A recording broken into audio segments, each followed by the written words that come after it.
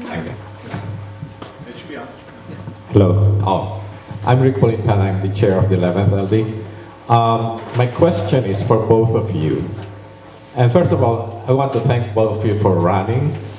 We really need to remove Reichert. There's no question about it.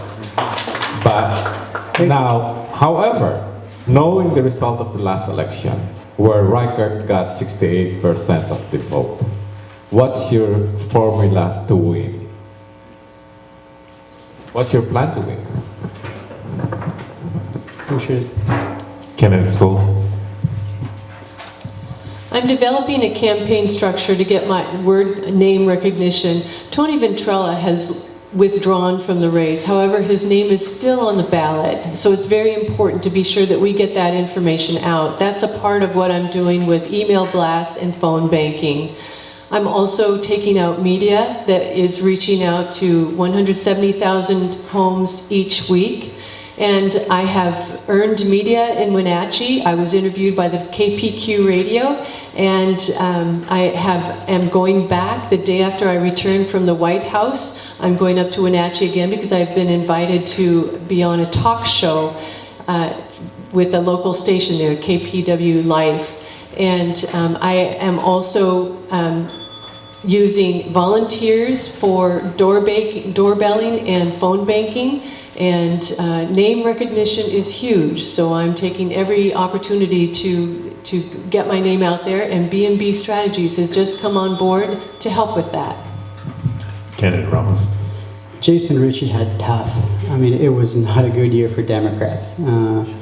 So when you look at those numbers, you shouldn't take that as the worst case scenario for this race because it's not a presidential year. Democrats don't come out in non-presidential years. So when you see the 60-40 split, it's not really what the district represents. Again, this time around, it's a presidential year.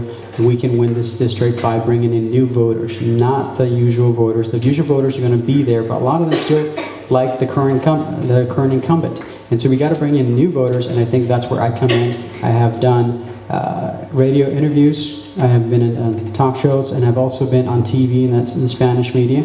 And I'm already blasting the radio in Eastern Washington to get new registers, new people to register and actually get to vote. And I believe with Ramos in the name in Eastern Washington, that's going to make the difference.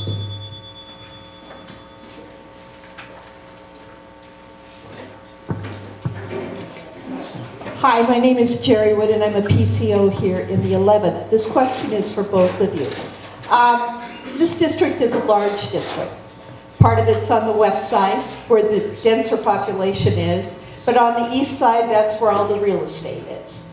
The east side feeds the west side, fruit, vegetables, beef, and it provides recreation for the west side. My question is for you, both of you, is that the east side is very heavily dependent upon immigrant farm workers. And I have a cousin who's a manager for a large packing shed and orchards all up and down the Okanagan and Wenatchee River. And every year he's faced with INS coming through at any point in time because harvest and processing fruit is a year-round business. It's not just when the fruit's ripe.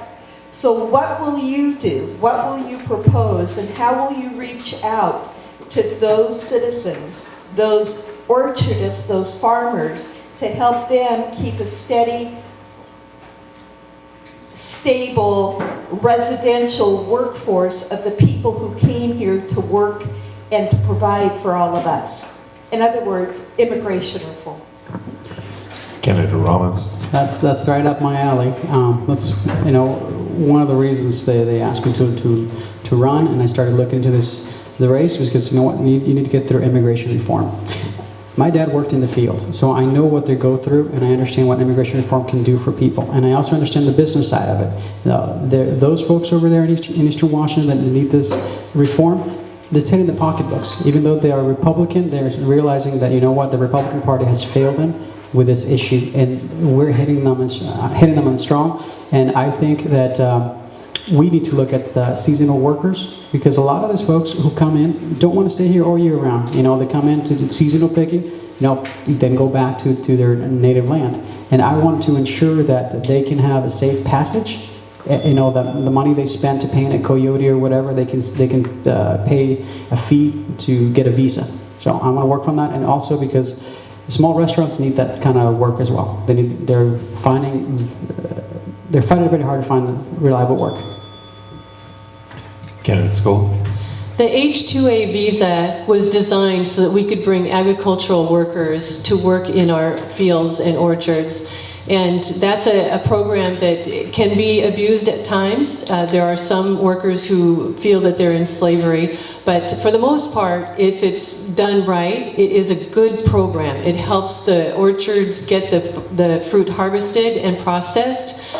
In addition to that, we need to also make it clear to the Republicans that when they don't allow immigration and they don't allow immigrants to help pick our fruit, then it lays in the ground and it rots and it doesn't get into the grocery stores, and then the prices of groceries go up. If you hit the pocketbook, that's when they start paying attention. So it's important for them to understand that immigration is in their benefit as well. Thank you. Hi, my name is Bethany, and I had a question on fracking. Basically, more and more information is coming to light about how detrimental it is to the communities that fracking is being done in. And I want to know if you support a ban on fracking, and if not, what would you do to regulate it? Thanks. For both, yes. Candidate Skold. Fracking is a new technology. And when we have a new technology, we don't know all the consequences of that technology. We're now learning that some of those consequences are earthquakes. And we're also learning that water is being polluted, the groundwater is being polluted by fracking. I don't support causing earthquakes and polluting our fresh water resources.